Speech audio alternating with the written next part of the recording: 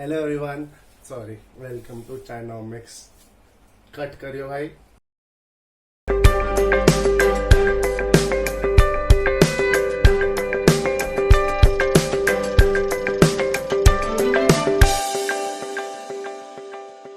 Hello everyone, क्या हाल चाल है सबके।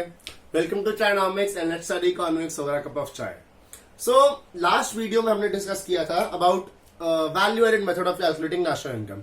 वैल्यू एडेड मेथड जिसके अंदर हमने प्रोडक्शन की वैल्यू को कंसिडर किया और नेशनल इनकम की जो वैल्यू है वो कैलकुलेट करी। उसमें हमने कॉम्पोनेंट्स निकालने भी सीखे। आई होप आप लोगों ने लास्ट वीडियो का जो असाइनमेंट है वो कर लिया होगा। लास्ट वीडियो के सोल्यूशंस के लिए इस वीडियो में आपको लिंक मिलेगा, राइट। और इस वीडियो का जो असाइनमेंट है वो आपको इसी वीडियो के लिंक में मिल जाएगा। नाउ अब आज जो हम करने वाले हैं वो है हमारा सेकंड मेथड, जो कि है income method.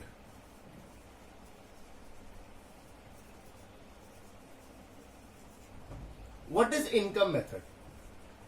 Income method considers all the factor incomes that a person or the household receives.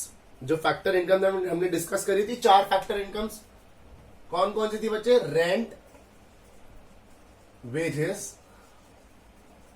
Interest and profit. ये 4 फैक्टर इनकम हमने डिस्कस करी थी। इन चारों फैक्टर इनकम को कंसिडर करता है ये वाला method, that is the income method. कि फैक्टर इनकम्स कहां से आ रही हैं, एक्चुअल फैक्टर इनकम्स क्यों ली जा रही हैं? क्योंकि फैक्टर इनकम्स ही प्रोडक्शन की कॉस्ट है, वो प्रोडक्शन की वैल्यू है। जो प्रोडक्शन हुई है, जो प्रोडक्शन हमारी जितनी प्रोडक्शन हुई है उसकी वैल्यू कैसे आती है? उसकी वैल्यू तब आती है जब हम फैक्टर ऑफ प्रोडक्शन को पे करते हैं जितना पैसा, तो हम ऐड करते हैं, फैक्टर कॉस्ट मिलती है, राइट। तो वही एक्चुअल फैक्टर इनकम हुई। तो ये इनकम अप्रोच को लेता है, ये इनकम साइड से कंसिडर करता है। तो चारों फैक्टर इनकम को हम यहाँ पे कंसिडर कर रहे हैं। नाउ पहली जो हम इनकम लेंगे वो लेंगे वेजेस। क्या लिखते हैं, किस नाम से जानते हैं यहाँ पे इसको? सबसे पहला कंपोनेंट इसका is the compensation of employees. Compensation of employees. What is compensation of employees? Compensation of employees का मतलब होता है जो रेम्यूनरेशन हम एम्प्लॉयज को पे कर रहे हैं उनकी सर्विसेज के लिए, जितनी भी सर्विसेज एम्प्लॉयज मतलब लेबर हो गई, राइट, या फिर जो एम्प्लॉयज काम कर रहे हैं आपकी कंपनी के अंदर, उनको जो आप पैसा दे रहे हो, उनको जो आप पे कर रहे हो जितने भी पैसा, उसको हम बोलते हैं कंपनसेशन ऑफ एम्प्लॉयज, राइट। अब क्या क्या चीजें आती है इसमें? इसमें 2 चीजें आती है। पहली, wages and salaries in cash और kind plus social security contribution by employer.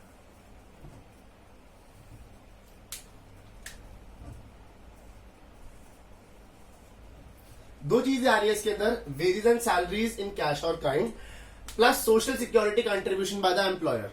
मतलब wages, salary and cash and kind का मतलब क्या है? मतलब वेजेस और सैलरीज, जो भी वेजेस मिल रही है चाहे सैलरीज मिल रही है, इधर इन कैश मिल रही हो और काइंड मतलब गुड्स के तौर पे। लेट्स सपोज अगर आपको कैश पैसा मिल रहा है तो वो कैश हो गया, और अगर काइंड मतलब कि हो सकता है कि आपको खाने के मतलब काम के बदले खाना मिल रहा हो, फूड फॉर वर्क होता है, राइट। तो जो फूड मिल रहा है वो किसका पार्ट है? काइंड का पार्ट है, right? So wages, salaries in cash and kind includes all those remunerations received by the employee in the form of cash or kind, plus social security contribution by the employer। ये क्या होता है बच्चे? social security contribution का मतलब है कि जो social benefits के लिए employer contribute कर रहा है। Example, you must have heard of ESI, Employee State Insurance। ESI hospitals भी हैं।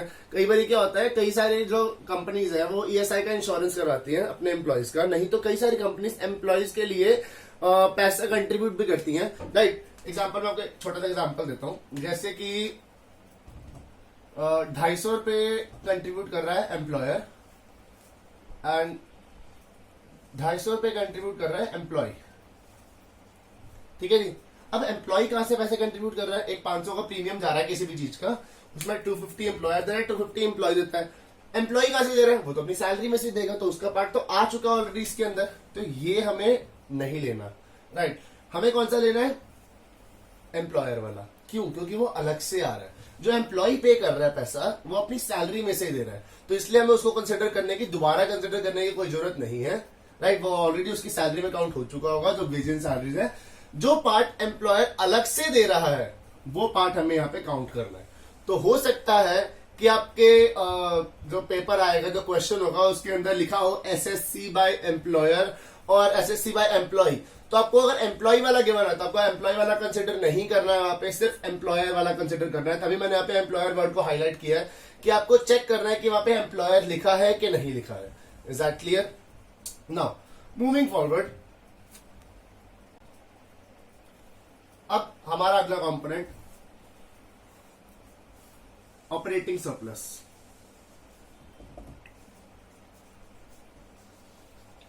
Now what is operating surplus?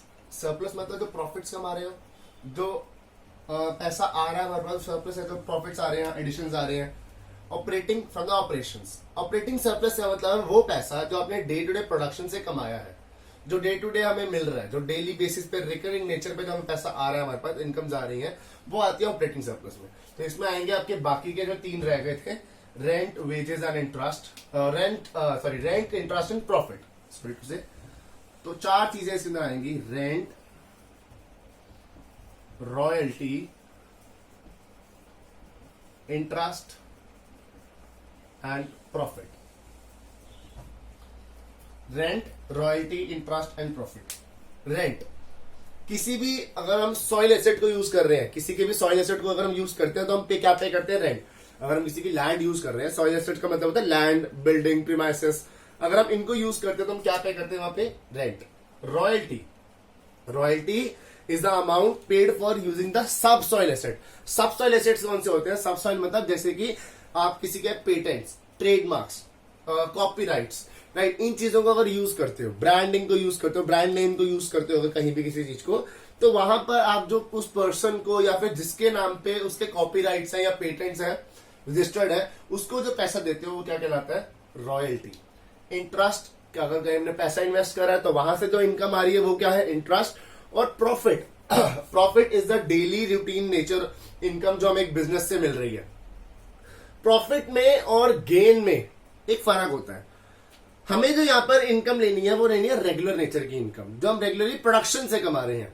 Gain production से नहीं होता है। गेन और प्रॉफिट में एक ही फर्क है कि गेन जो है वो इरेगुलर नेचर का है और जो प्रॉफिट है वो रेगुलर नेचर का है।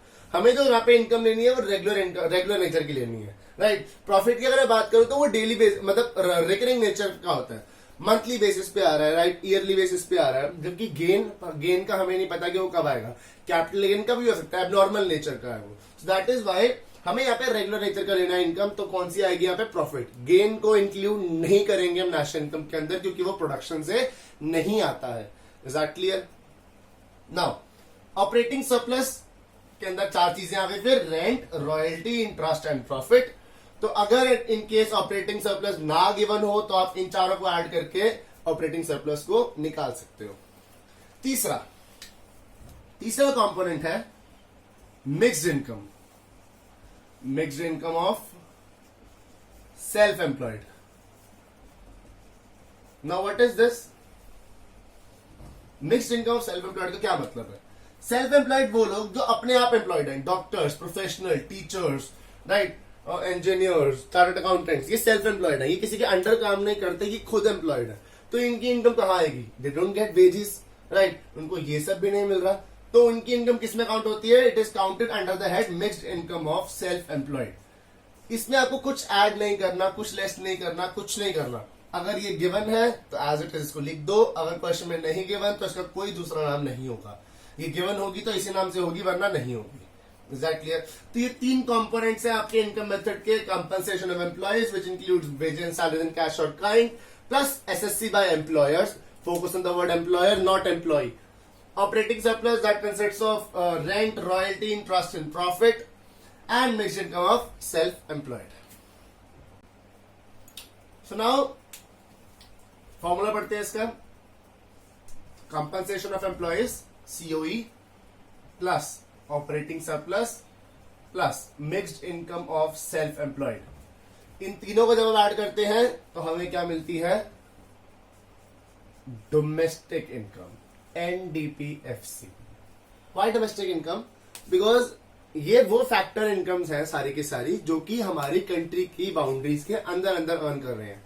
सो दैट इज व्हाई वो factor income NDPFC is a domestic income, मतलब कंट्री की बाउंड्रीज के अंदर अंदर अर्न की गई income is the domestic income, right? That is why by adding all three we get domestic income. तो हमें नेशनल इनकम निकालनी तो कैसे निकालेंगे? We will just add NFIA to get the national income, NNP at FC. Is that clear? So इन तीनों components को add करने में हमें क्या मिलता है? NDPFC, that is the domestic income, and adding NFIA gives national income. Clear? Now, one more thing. कभी कभी क्वेश्चन में प्रॉफिट की वैल्यू नहीं गिवन होती है। क्वेश्चन में प्रॉफिट नहीं गिवन होगा तो प्रॉफिट कैसे निकालेंगे? प्रॉफिट निकालने का एक फॉर्मूला है जो तीन चीजों को ऐड करके निकलता है। दैट इज सबसे पहले डिविडेंड्स। What are dividends? हमारी कंपनी के अगर किसी ने शेयर्स खरीद रखे हैं तो हम उनको शेयर होल्डर्स को हम क्या पे करते हैं? डिविडेंड्स पे करते हैं, और ऑब्वियसली वो प्रॉफिट में से जाता है। तो दो डिविडेंड्स शेयर होल्डर्स को हमने पे करे हैं, उन डिविडेंड्स को क्या करेंगे? ऐड बैक करेंगे। जो प्रॉफिट में से माइनस हुए होंगे उनको ऐड बैक करेंगे, plus corporate tax. What is corporate tax? जो टैक्स कंपनी ने पे किया होगा अपने प्रॉफिट पे, उस टैक्स को भी क्या करेंगे? वापस ऐड बैक करेंगे। और लास्ट जो प्रॉफिट बच गया होगा that is the undistributed profit.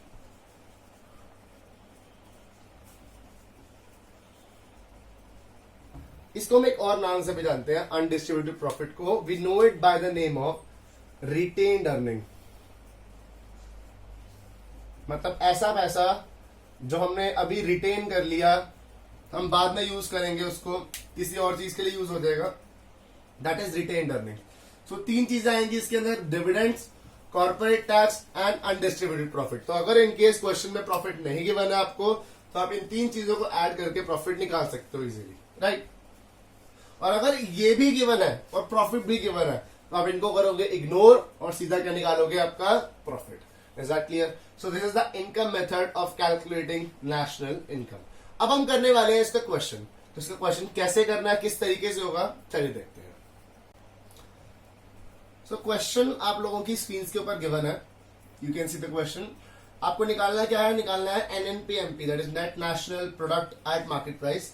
Given क्या क्या है? गिवन है wages and salaries, SSC by employer, SSC by employee, rent, mixed income of self employed, undistributed profit, corporate tax, royalty, dividends, indirect tax, NFIA, subsidies and interest. ये सारी चीजें given है आपको। तो स्टार्ट करते हैं क्वेश्चन करना।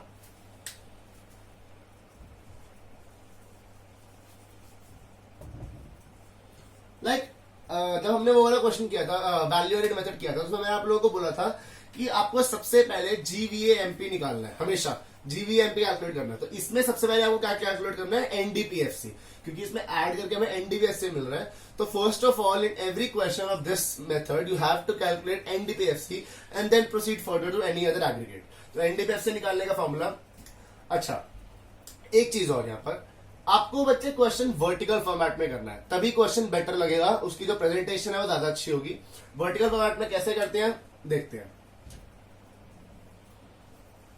सबसे पहला component compensation of employees.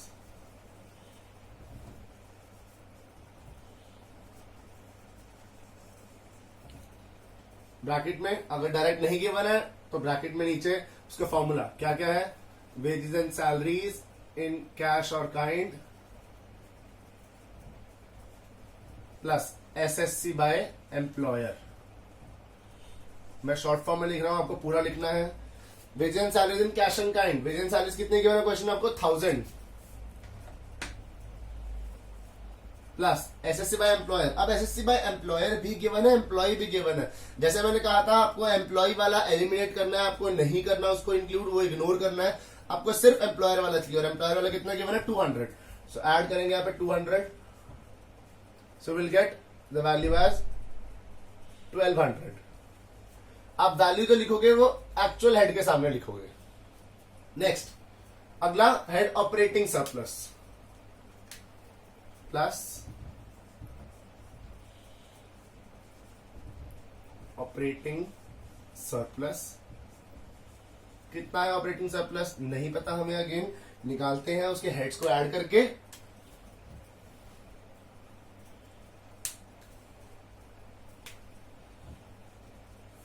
Rent plus royalty plus interest plus profits.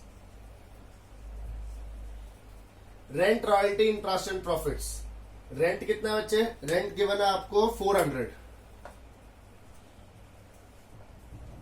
Plus royalty कितने गिवन है? रॉयल्टी गिवन है हमें 400 अगेन। इंटरेस्ट कितना गिवन है? इंटरेस्ट गिवन है 100 एंड प्रॉफिट्स, प्रॉफिट्स कितने गिवन है? प्रॉफिट्स डायरेक्टली आपको क्वेश्चन में नहीं गिवन है। सो अगेन प्रॉफिट्स का जो फॉर्मूला मैंने बताया था अभी आपको, dividend plus corporate tax plus undistributed profit, इन तीनों को ऐड करके हम प्रॉफिट निकालेंगे। अच्छा, और अगर हम यहीं पे लिखेंगे तीनों चीजें तो वो हॉटपॉच हो जाएगा। तो यहां ना लिख के हम क्या करेंगे, प्रॉफिट के ऊपर एक स्टार बना देंगे। जिस स्टार को हम लास्ट में एक्सप्लेन कर देंगे कि हमने प्रॉफिट्स कैसे निकाला। जब क्वेश्चन खत्म होगा तो लास्ट में अब उसको एक नोट बना के लिख देंगे कि हमने प्रॉफिट्स की वैल्यू किस तरीके से निकाली है। अभी फिलहाल ऐड करके निकालते हैं। Undistributed profit 350, corporate tax 250, 350, 250, 350, 250, 600 plus dividend is 200। So 350, 250 and 200 total 800। तो 800 हमारा क्या आ गया? प्रॉफिट। क्लियर? ऐड करते हैं 4, 4, 8, 8, 8, 16, 16, 1, 1700। तो 1700 is your operating surplus. Then third head mixed income.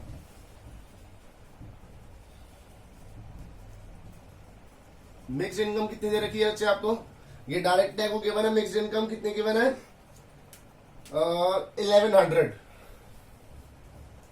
So adding we get, हमें ऐड करने में क्या मिलेगा यहाँ पे? NDP at FC कितना आएगा? 12 प्लस 17 29 प्लस 11 इज 4000। 4000 क्या आ गई हमारी डोमेस्टिक इनकम। बट हमें क्या निकालना है क्वेश्चन में? NNP-MP। NNP-MP निकालने के लिए, NDP-FC पे NNP जाने के लिए नेट नेट सेम है। डोमेस्टिक से नेशनल प्लस NFIA। NFIA की वैल्यू गिवन है आपको -100। हमें प्लस करना है, वैल्यू माइनस में गिवन है, कोई बात नहीं, हम माइनस में ब्रैकेट लगा के लिख देंगे -100। दूसरा, FC से हमें किस पे जाना है? NNP-MP। FC से MP पे जाने के लिए हमें ऐड करना पड़ेगा net IT। Net IT is IT minus subsidy.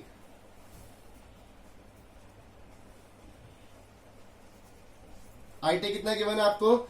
IT given है आपको 200 और सब्सिडीज गिवन है आपको 50। सो ये हो गया 150। So total is 400 plus 150 is 4150 minus 100 is 4050। This is your NNP at NP। This is the answer. जो यूनिट है आप यूनिट में आंसर लगा के एंड में लिख सकते हो, दैट इज ₹4050 करोड़। जो भी क्वेश्चन में गिवन है, मेरे पास स्पेस नहीं है तो मैंने फिलहाल यही लिखा है। राइट आंसर लास्ट में आप लिख दोगे कि NNP-MP इक्वल्स ₹4050 करोड़ और उसको बॉक्स में डाल सकते हो आप आंसर को। So this is the vertical format of doing the question. इस फॉर्मेट से करोगे क्वेश्चन, पहली बात तो गलत नहीं होगा, भी मतलब कंफ्यूजिंग नहीं होगा। जो प्रेजेंटेशन है वो बहुत अच्छी आएगी। जिस तरीके से आप अगर इस तरीके से प्रेजेंट करते हो क्वेश्चन को, तो ऑब्वियसली बहुत अच्छी तरीके से प्रेजेंटेशन हो रही है क्वेश्चन की, तो सामने वाले को चेक करते टाइम भी इजी होता है। राइट आसानी रहती है चेक करने में भी। So in this way you can present your answers. Is that clear? अब करते हैं छोटा सा कंसेप्ट और। अब आपका अगला कंसेप्ट जो है that is gross domestic capital formation and net domestic capital formation.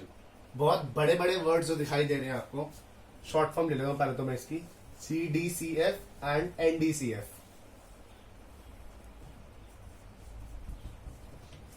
GDCF and NDCF क्या है ये? कैपिटल फॉर्मेशन का मतलब क्या होता है बच्चे? कैपिटल फॉर्मेशन का मतलब पहले भी आप लोगों को बता रखा है कैपिटल फॉर्मेशन का मतलब होता है investment. So this is nothing but gross investment and net investment. बहुत बड़े बड़े वर्ड लिखे हैं बट इसका एक्चुअल मतलब ग्रॉस इन्वेस्टमेंट और नेट इन्वेस्टमेंट ही है और कुछ नहीं है. राइट. सो ग्रॉस और नेट इन्वेस्टमेंट के बीच में हमने क्या डिफरेंस करना है बच्चे? इन दोनों के बीच में डिफरेंस क्या है? इफ यू रिमेंबर, मैंने लिखवाया था आप लोगों को that gross minus depreciation equals net. ये लिखवाया था. तो क्या ये इस पे भी वैलिड होगा? अगर मैं ये चीज इसी के ऊपर वैलिड करूं तो क्या ये इस पे भी वैलिड होगी? डेफिनेटली होगी.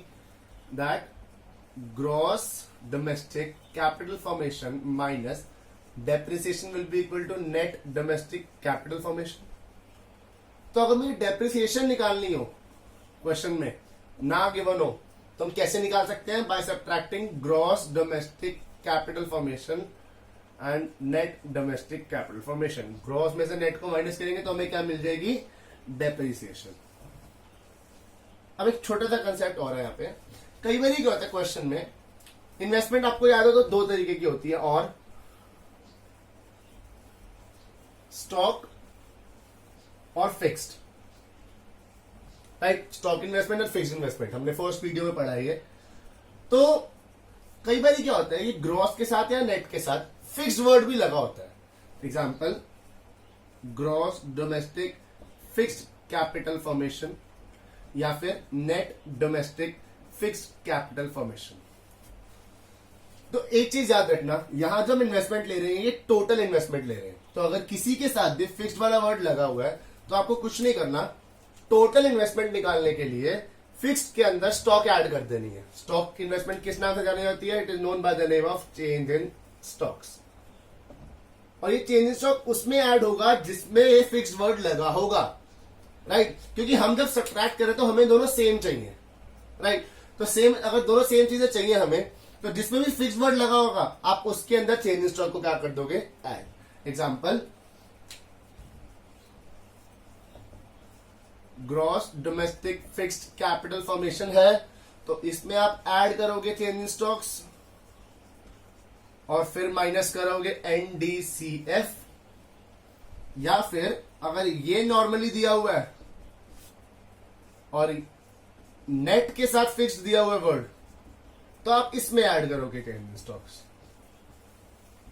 मतलब जिस भी वर्ड में, चाहे वो ग्रॉस हो चाहे वो नेट हो, जिस भी वर्ड में फिक्स्ड वर्ड आ रहा होगा उसमें आप ऐड कर दोगे चेंज इन स्टॉक्स. ठीक है जी. To get the value of and then you will subtract.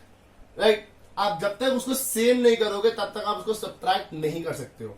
छोटा सा कंसेप्ट है ग्रॉस इन्वेस्टमेंट और नेट इन्वेस्टमेंट का. अगर ग्रॉस फिक्स्ड इन्वेस्टमेंट दी हुई है तो उसमें चेंज इन स्टॉक ऐड करके तब सब्ट्रैक्ट करोगे एनडीसीएफ. या फिर अगर ग्रॉस नॉर्मल है और नेट वाली फिक्स दे रखे तो नेट में ऐड कर दोगे चेंज इन स्टॉक. आपको चेंज इन स्टॉक वहां ऐड करना है जहां पे वर्ड के अनुसार गिवन है फिक्स्ड. तो इसी पे बेस्ड एक क्वेश्चन, हम अगला क्वेश्चन आप करने जा रहे हैं. सो नेक्स्ट क्वेश्चन के अंदर हम ये सीखेंगे किस तरीके से इसको हम इम्प्लीमेंट करेंगे, और एक छोटा सा कंसेप्ट और उसी क्वेश्चन के अंदर है. राइट. सो नेक्स्ट क्वेश्चन आप लोगों की स्क्रीन के ऊपर अब शो होगा. So the question says, from the following data calculate gross domestic product at factor cost, that is GDPFC, and factor income to abroad. Factor income to abroad भी निकालनी है आपको. ठीक है. फीटा कोई बात नहीं करते हैं. कंटेंट देखते हैं. आपको गिवन है compensation of employees, profits, dividends, gross national product at market price GNPMP, ये भी गिवन है. एक एग्रीगेट आपको ऑलरेडी गिवन है. Rent, interest, gross domestic capital formation, अभी हमने कंसेप्ट पढ़ा GDCF का, वही गिवन है आपको. नेट फिक्स्ड कैपिटल फॉर्मेशन, अब यहाँ पे फिक्स्ड आ गया, बट अब यहाँ पे डोमेस्टिक वर्ड नहीं है. बच्चे डोमेस्टिक वर्ड हो चाहे ना हो आपको उससे कुछ नहीं लेना देना. राइट. फिक्स्ड वर्ड से हमें कंसर्न है. डोमेस्टिक वर्ड हो चाहे ना हो हमें उससे कितना कंसर्न नहीं है. इस क्वेश्चन के अंदर हमें जो कंसर्न है वो किससे है? फिक्स्ड वाले वर्ड से. तो यहाँ पे फिक्स्ड गिवन है. उसी के नीचे गिवन है change in stock, then factor income from abroad and net indirect taxes. तो क्वेश्चन करते हैं, स्टार्ट करते हैं. नाउ हमें सबसे पहले निकालना है इसके अंदर GDPFC. ठीक है. इफ यू रिमेंबर मैंने बोला था कि कुछ भी निकालना हो सबसे पहले क्या निकलेगा? NDPFC. तो NDPFC निकालते हैं. कंपनसेशन ऑफ एम्प्लॉइज मैं शॉर्ट फॉर्म में लिख रहा हूं फिलहाल यहाँ पे, please everyone you have to write in full form. Compensation employees directly given है 800, तो हम इसको डायरेक्टली लिख रहे हैं 800। ऑपरेटिंग सरप्लस,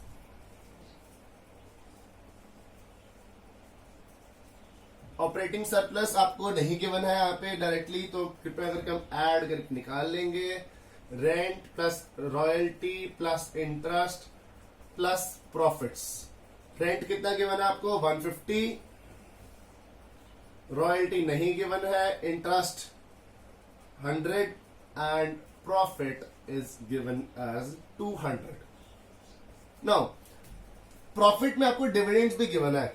आपको अगर प्रॉफिट्स गिवन है डायरेक्टली, तो आप डिविडेंड को क्या करोगे यहाँ पे इग्नोर करोगे, आपको नहीं चाहिए डिविडेंड। डायरेक्ट प्रॉफिट गिवन है, डायरेक्ट लो। तो 150, 100 is 250 plus 200 is 450 plus mixed income of self employed. Mixed income question में नहीं गिवन है, नहीं गिवन तो हमें ज्यादा पंचायत नहीं करनी है, सीधा 0 लिखो और ऐड करके आंसर आ गया 1250। क्या आया ये आया एनडीपी एट एफसी। हमें क्या चाहिए, हमें चाहिए GDP at FC. So to go from this to this we need to add depreciation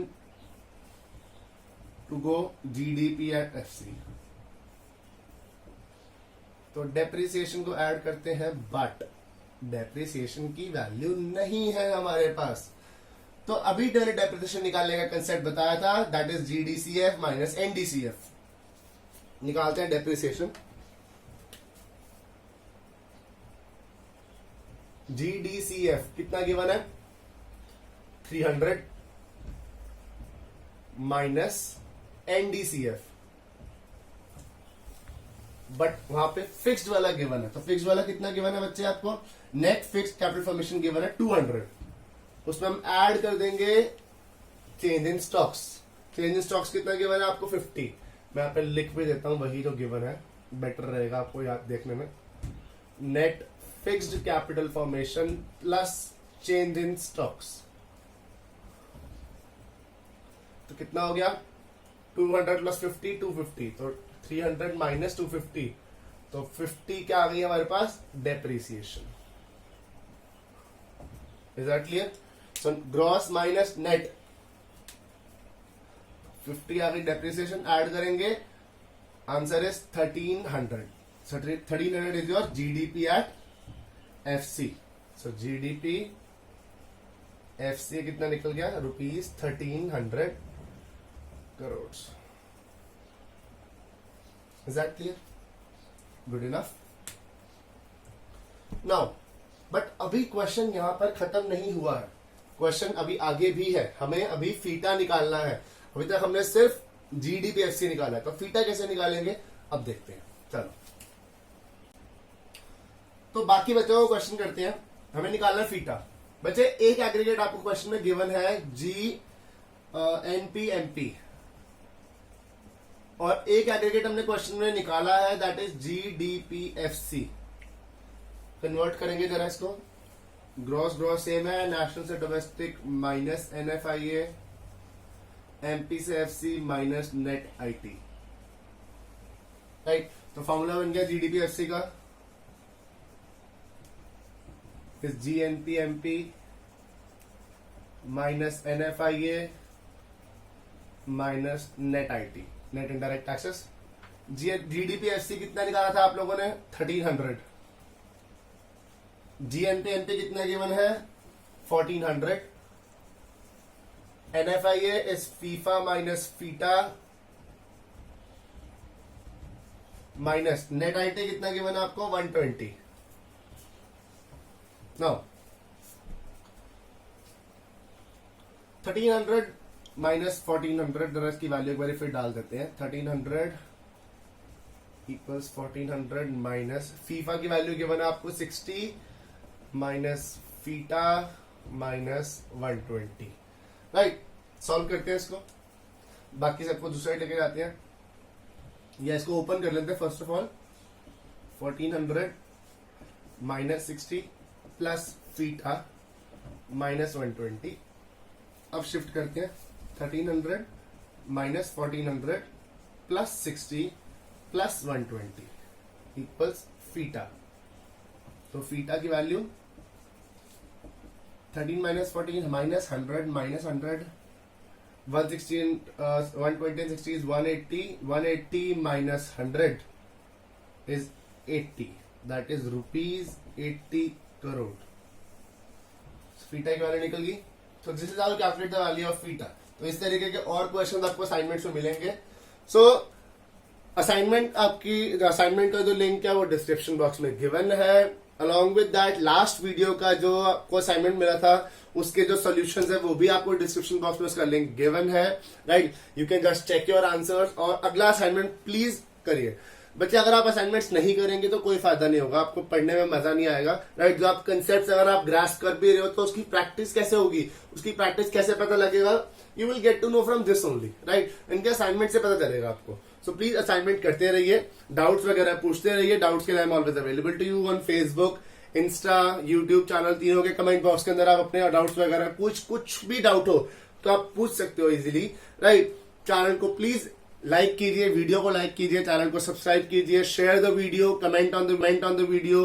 right, subscribe the channel and will study economics over a cup of चाय.